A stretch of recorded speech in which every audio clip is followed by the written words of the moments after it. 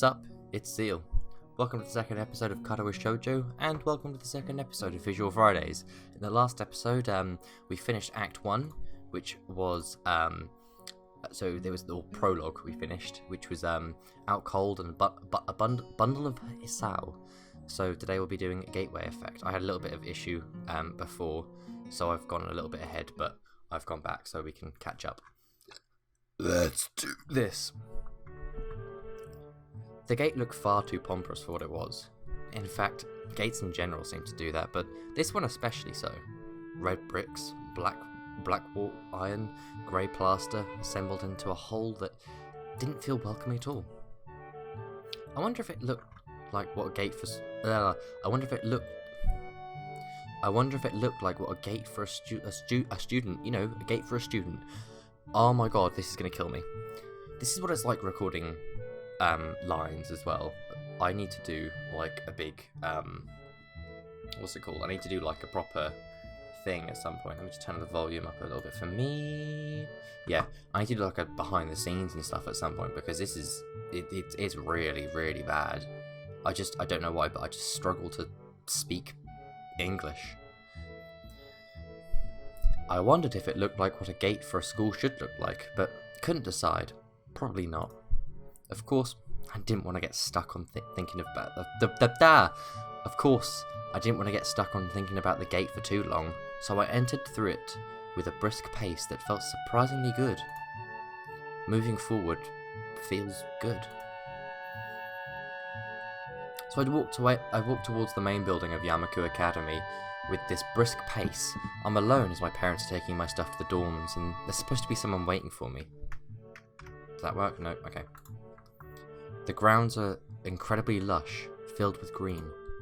It doesn't feel like the grounds of a school would have, more like a park, with clean walkways going past trees and the smell of fresh cut grass and all the other things park-like, or other park-like things. Words like clean and hygienic pop into my mind. It makes me shudder. I shake them off. Stay open-minded now. It's your new life. You can take it as it comes. That's what I tell myself.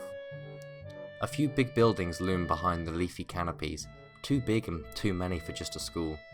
Everything seems off. It's different from what I thought I knew about schools. It's an uncanny valley.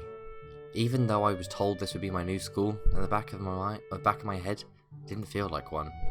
I wonder if the feel is real or caused by my expectations of a school for the disabled.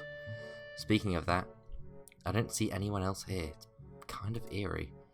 Makes me wish there was someone here so I could anchor myself to something tangible instead of having this feeling that I've stepped into another dimension.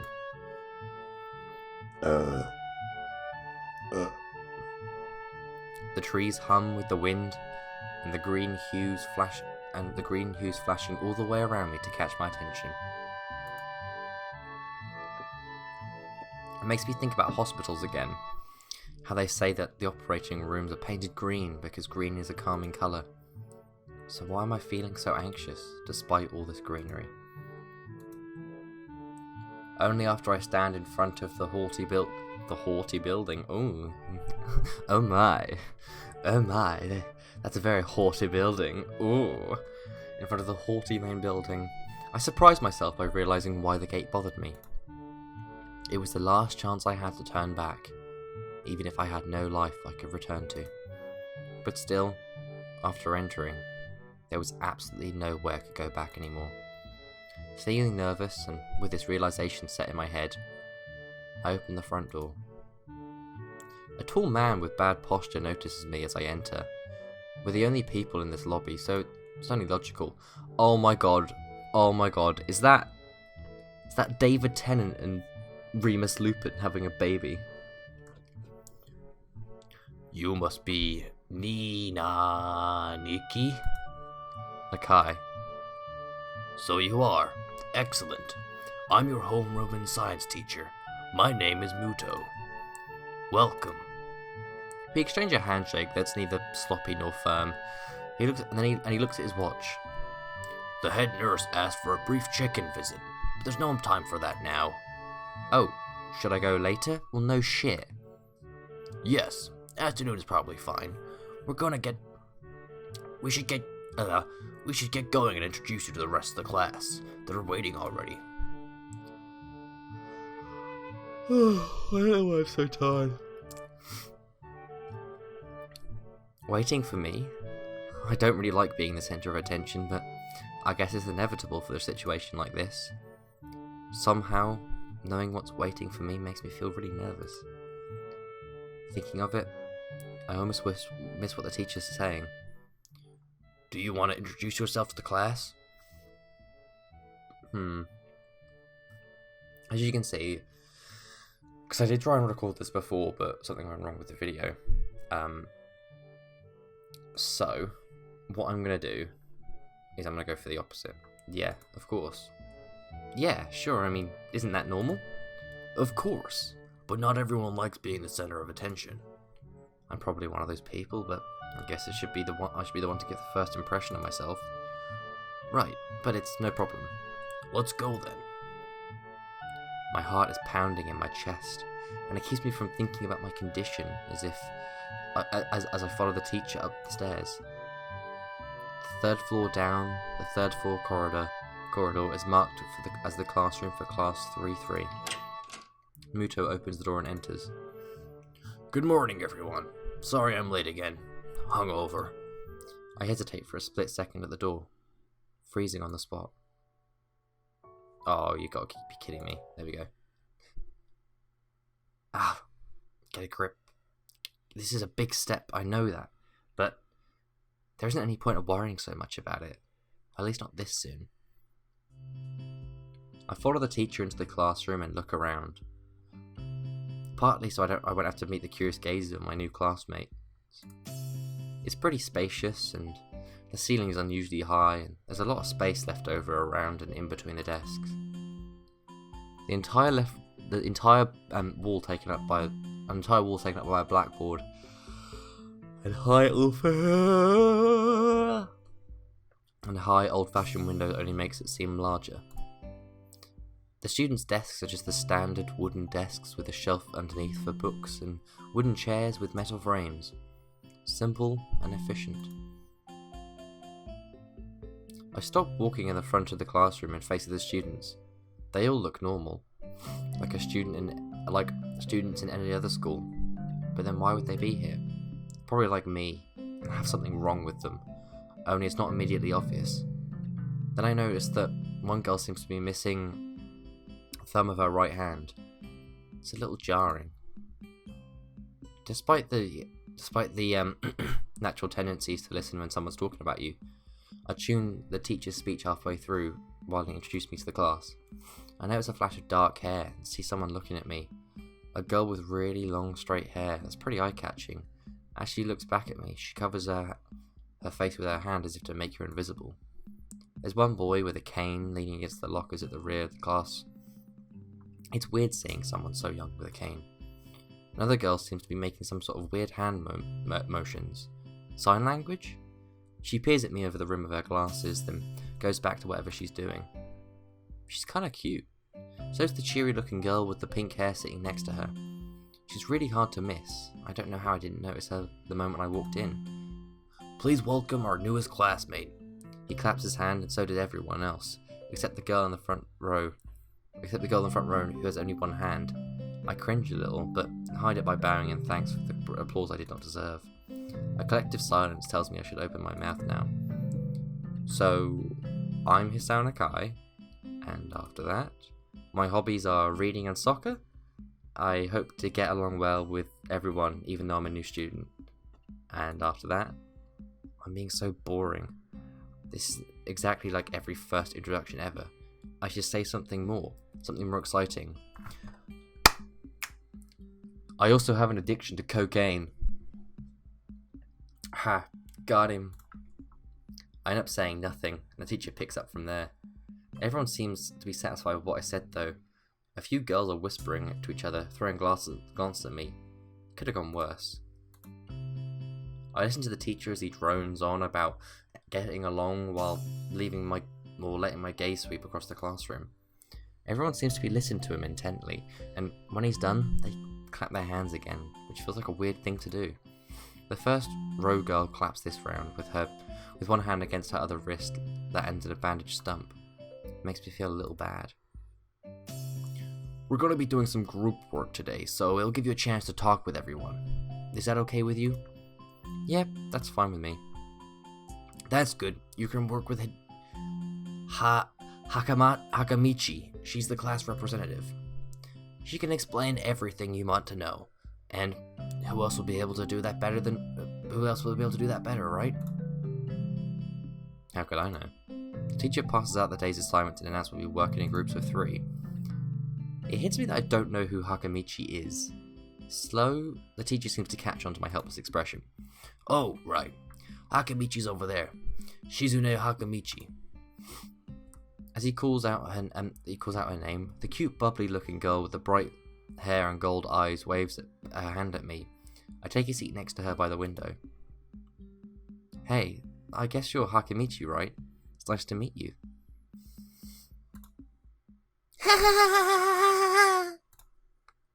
What? What?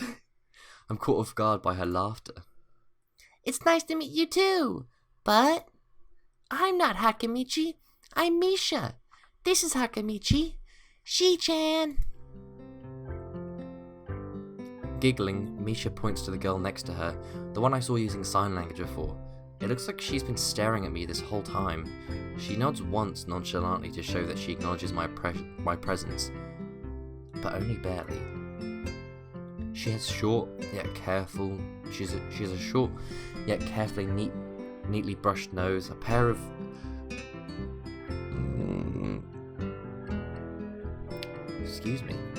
a pair of oval-shaped glasses balanced on the tip of her dainty nose,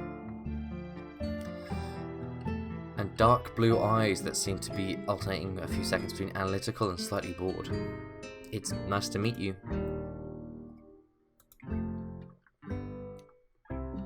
She immediately looks at Misha, who smiles and makes a few quick gestures with her hands. Akamichi nods and makes a few gestures of her own. I start to wonder if the teacher was messing with me, saying things like, you'll be able to talk to people, and who better to explain things to you. I see you're a little confused, right? Right? But I understand why you'd think I was She-chan. She-chan's deaf. She can't fucking hear you, dumbass. So I'm the person who translates things back and forth for her. I'm like an interpreter. She says it's nice to meet you too. You're the new student, aren't you?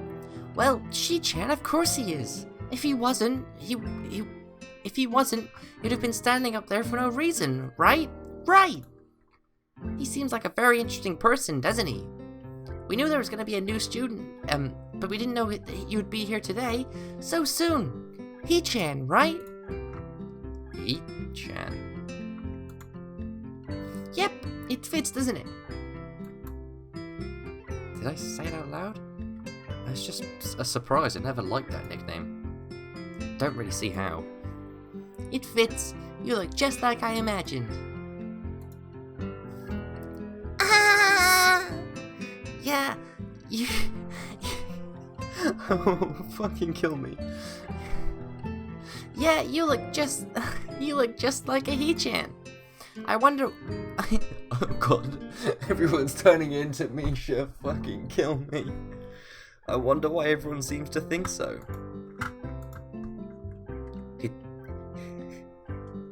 Itachi Magic Wand taps her fingers on the desk to get Misha's attention. Oh fuck's sake. They gesture back and forth to each other excitedly. Their hands are blur. Misha seems to be a little overwhelmed. Sorry about that. She-chan wants you to know that she's the class rep, so if there's anything you need to know, you can feel free to ask her. Do you like the school so far? We can show you around a little if you haven't had a time to walk around and familiarize yourself with it. Misha stumbles with the hard word a bit, making it stick out in an otherwise fluent translation. Fluent? Fluid? Fluid. Alright then, cheers, that'll be pretty helpful. Yeah, I just came straight to class today.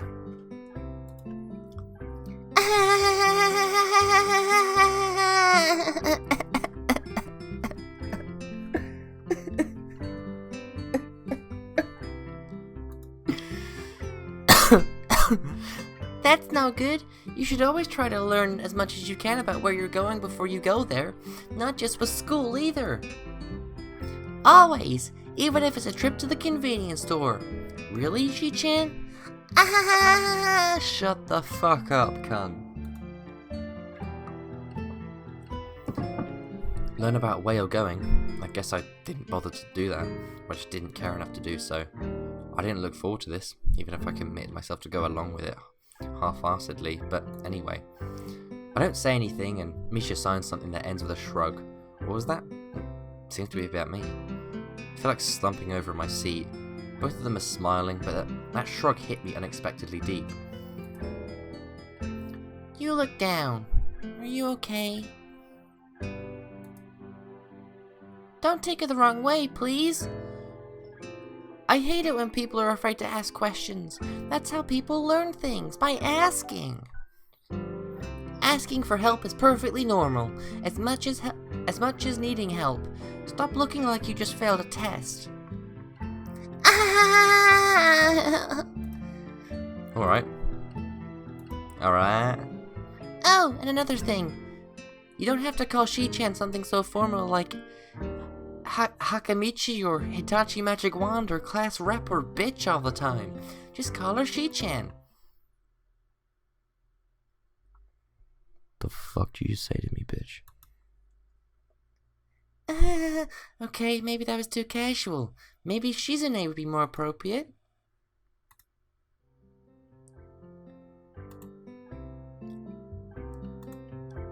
Yep. Shizune is fine. Okay, it would be a lot easier for me.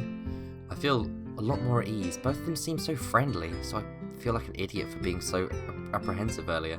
Especially about Shizune, who I assume would be all business. Well, she still seems to be like that, just less so, I guess. Huh. Oh right, we haven't even touched the assignment.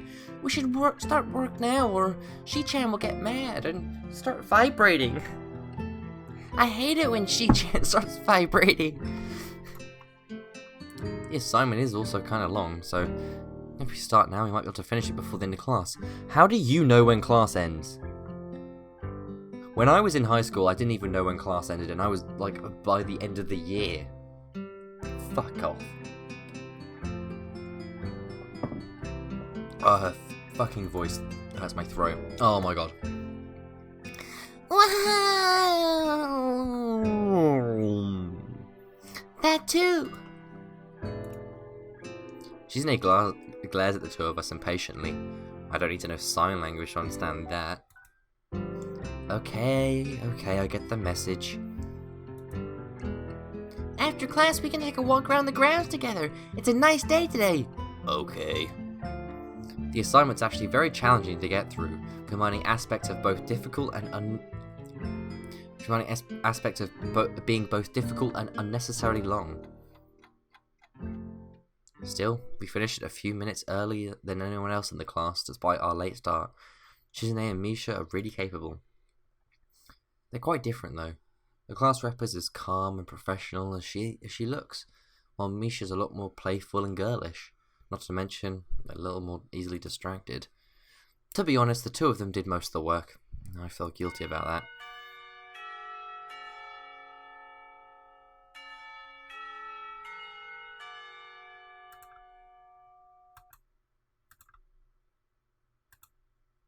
The clock tower bells ring, signaling the end of the period.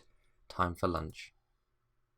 Without knowing what else to do, I follow Misha, who's beckoning me into the hallway and down the stairs. Okay. So, that's the end of that section. So we just finished Enter Stage Left. So we're on to lunch now, and oh my god. It's gonna be a long series, guys. Just a heads up. Cinema. Oh, it's that. Gallery.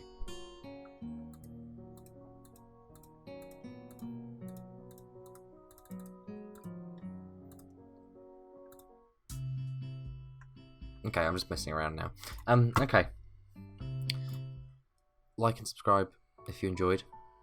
And, I'll see you next week for Visual Friday. Bye.